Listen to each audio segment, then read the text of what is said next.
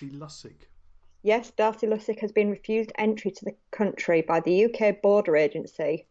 Lussick, of course, is a marquee player at the Wolfpack after his move from Manly last year. He was refused entry to the country after going on a European break. The Wolfpack insists they've followed the correct protocol and Lussick will be allowed to return to the country shortly. Yeah, Carsten got in touch on this one. Said too lazy to renew the visa, or was he just rejected at the face control? How bad does this look, especially after the border agency let me in? That's a good point. And Genghis Campbell said the lengths some people will go to watch Origin at a reasonable hour, eh? Yeah, well, if it's clearly maybe he's just not a morning person, and it's just a very convoluted way around doing it. I mean, again, this just strikes of poor admin and confusion between what's going on.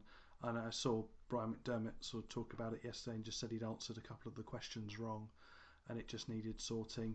I mean, it is an odd situation, isn't it, that you've got a club based out of Canada who spend the majority of the time and effectively base themselves in the UK. Therefore, the border situation doesn't really accommodate that and doesn't really understand that way of working. So it's not surprising that this has happened to them. And if you look at the visa issues other clubs have placed, particularly expansion sides who are more heavily reliant on foreign players, then it's not nothing new, is it? No, yeah. And, you've just got to look at, some Australian players who have been refused visas to come and play for English clubs. And Yeah, I'm sure I remember a story of some London Broncos players in the past who didn't get as far as um, the arrivals lounge at Heathrow before disappearing back again. So it, yeah, it doesn't surprise me, but yeah, it's not it one I just can. smacks of poor organisation, doesn't it? And doesn't look good. Yeah, it's just something that needed a bit more thought and a bit more planning, and didn't get there. Two bits of news that have broken today that I'll just interject with. First, Lee have re-signed Hull FC forward Jordan Thompson for the rest of the season. The 27-year-old spent time at Centurions last term before moving to Leeds before the end of the last campaign. He's made 26 appearances in his first spell at League and has scored 42 tries in 230 career games. Happy, sad about this one? Um, yeah, fairly sort of ambivalent, really. I didn't think he was a great signing when we re-signed him. He's an okay player, but I don't think he really offers a lot. He's become a prop forward, but he's not really big enough. But then he's not really fast enough to be a centre, which is where else he's played. So yeah, Yeah, quite happy. I'd rather see Martin Tonga, Jack Brown playing. yeah. I think when you've got that plenty of resources in that space, it makes sense to ship him out. Also, Cass have confirmed the signing of Toulouse forward Tyler Heppey in a one-year deal for 2020, and the Tigers have a further one-year option on Heppey's contract, and the front rower will bolster Castleford's pack for 2020. Heppey, whose father Brad enjoyed a two-year spell at the Hose Jungle in the early 2000s, has made over 150 appearances in first teams for Hull KR, Wyong Roos and the Chevalier Pirates. Mm-hmm. There we Brad go. also played for Hull as well. Yeah, and I believe you had some encounters with him. Uh, I didn't particularly know, but Dad got to know him a little bit. Fair enough. Yeah, I mean, I remember the only time I've seen him was when he was when his dad was the coach at the All Golds in their Right, first yeah. year, and Brad Heppey wearing the tightest um, shirt I have ever seen. It was a proper shirt of a collar, but it was embroidered with the club logo, but it was almost like it had been sprayed onto him, Yeah. and it was like, did you get the order wrong, or do you just enjoy wearing things that are probably about 3 to 5 sizes too small for you? Maybe they didn't go big enough the shirts. Possibly, I mean, he wasn't a very big guy. He was quite sort of slimmed down, but it was almost like he was doing the sort of strong man carrying two rolls of carpet under each arm. I think it's because of the shirt. It was Yeah. just sort of holding him up. It was bizarre. Anyway, Lee Centurions have some news. Yep, they've also bolstered their squad further with the arrival of Liam Forsyth, a centre from Wigan, who has regularly played in the Championship for Wigan's dual registration club Swinton, but will now link up with former Lions coach John Duffy at the Centurions. Yep, Swinton Lions have completed the signing of free agents Richard Lapori and on a month-long loan Sammy Kibula, and Swinton have also confirmed the departure of Daly Williams because Rochdale have completed the signings of Adam Lawton and Daly Williams, but Declan, Gregory and Joe Ryan have left the club with immediate effect. Forward Lawton returns to the Hornets on a 1-month loan deal from Salford, whilst utility-back Williams has signed a permanent deal with Rochdale for the rest of the 2019 season. Yeah, more reorganisation of deck chairs down there at Rochdale.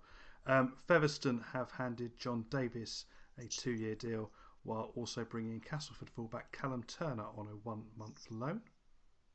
And former Leigh forward Jamie Acton has decided to retire from professional rugby league at the age of 27. He came through the academy ranks at Wigan, enjoying loan spells at South Wales and Oldham before joining Workington on a permanent deal in 2013. Acton spent 5 seasons at Leigh between 2014 and 2018, scoring 17 tries in 95 appearances for the club. He joined Swinton ahead of 2019, but has decided to retire after undergoing surgery on a serious spinal injury. I mean, part of me is sad because we're going to lose a pantomime villain. Yeah. And so, but also, there's part of me that almost thinks it's karma in some regards that he's done that much to shorten other players' careers that it's probably about just that it's worked out that way. But obviously, we hope that he recovers generally and is able to get back to general health. But it's not the.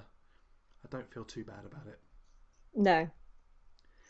Coventry Bears have announced that they are to move 4 home games to rugby, where the sport was founded by William Webb Ellis, allegedly, way back in the 19th century. The Bears' current home at Butts Park Arena is to be unavailable until the end of the season due to the decision of Coventry FC to start laying a full artificial grass pitch, which is supposed to happen any minute now. The game with Doncaster on June the 29th will stay at Broad Street, where they're their temporary home, with the home games against Hunslet on July the 14th, Keighley on August the 4th, Oldham on September the 1st, and Whitehaven on September the 8th, all being moved to the Rugby Football Club on Webb Ellis Road, CV22 7AU. So yet another ground to add to my list. So ground number 12 coming up. Nice. Bradford have signed Menina Spur from Leeds. Spur, who is a former Bulls player, spent a year and a half with Leeds, going on to win the Challenge Cup and the League Leader Shield. The second rower also scored an important try in the 2018 playoff against Castleford, which saw the Rhinos clinch a place in the grand final. She has made 4 appearances for Leeds this season, all 4 as interchange. Yeah, not surprising. She wasn't getting much game time at Leeds. Certainly now they've moved Charlotte Booth into the back row as well. That's kind of excised their options. They've got young players coming through from their under-19, so makes sense for her to go and get some game time. Yep. Some more ladies' news. Yep, and former England captain Andrea Dobson has retired from International Rugby League. The Featherstone Rovers ladies captain, that's a long sentence, has played in 4 World Cups, captaining England in the last tournament in Australia in 2017, and she has earned a record 24 caps since the Great Britain's women's team, when she made her debut in 2003, aged just 16, were replaced by England in 2007. Dobson led Featherstone to a grand final and Challenge Cup double in 2012 and captained the club in the first Women's Super League grand final in 2017. So real stalwart of the game and friend of all referees, Andrea Dobson, retiring. Yep, and the Greek Rugby League Association is preparing to hold a protest this Tuesday outside of the country's sports ministry as they look to iron out their domestic issues ahead of the World Cup qualifiers. Greece currently find themselves 2 games away from a potential spot in the 2021 World Cup. That's after they claimed a comprehensive 56-26 win over Norway last May. However, despite their on-field success, it's still the political turmoil that keeps on driving the headlines. As things stand, Greece will not be able to play their home tie with Scotland at home. This is because the Greek Rugby League Association is not recognised as the official RL authority by the government. That position is currently held by the Hellenic Federation of Modern Pentathlon, fronted by Anastasios Pantsatsis. I'm very glad you got that one. Yeah, interesting news, but at the same time, you just think so unnecessary. Yeah. And why this fight is going on, I don't know. There's some really good articles in the background on it online. Do have a look. There's a couple of Australian journalists who've written at length that tells you the full story if you don't know what's happened to Greece and the struggles they've done. They've had to kick off games at midnight.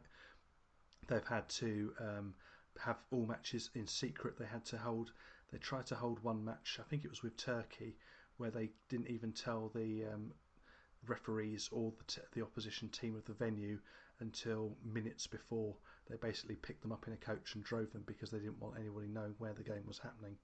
Wow. Because of the things. And there have been arrests and threats and all sorts of things. And it's just absolutely ridiculous. And quite simply, hashtag let Greece play. Yep, definitely.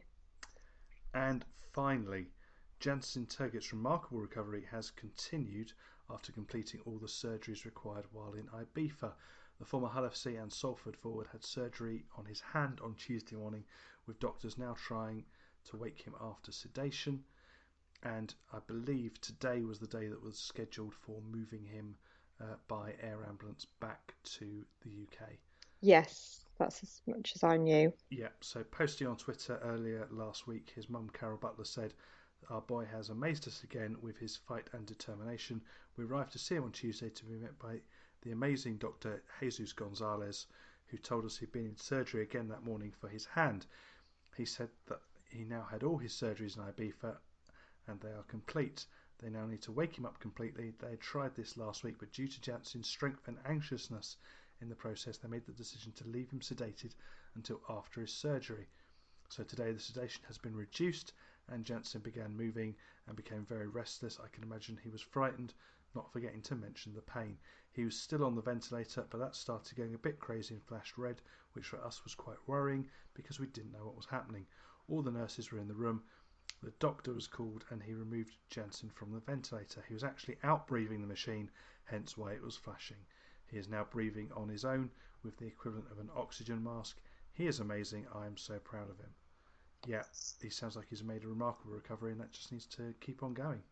Yep. Yeah, so all the best to him from everybody here. So that's it for a mammoth news section.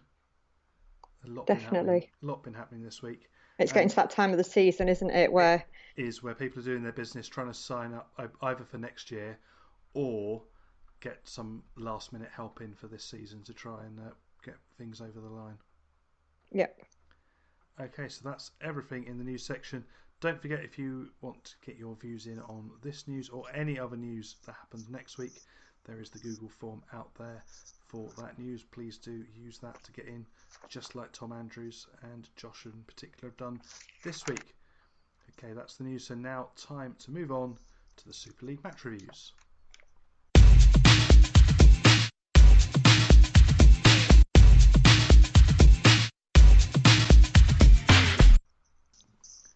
Okay, time to round up round 17 of this year's Super League.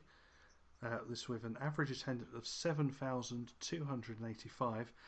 Warrington being the only game with a crowd of over 10,000. Starting us off, we've got you talking about game one on Friday night because there was no Thursday game, which threw me completely as I turned the TV on at 7:45 on Thursday, just expecting.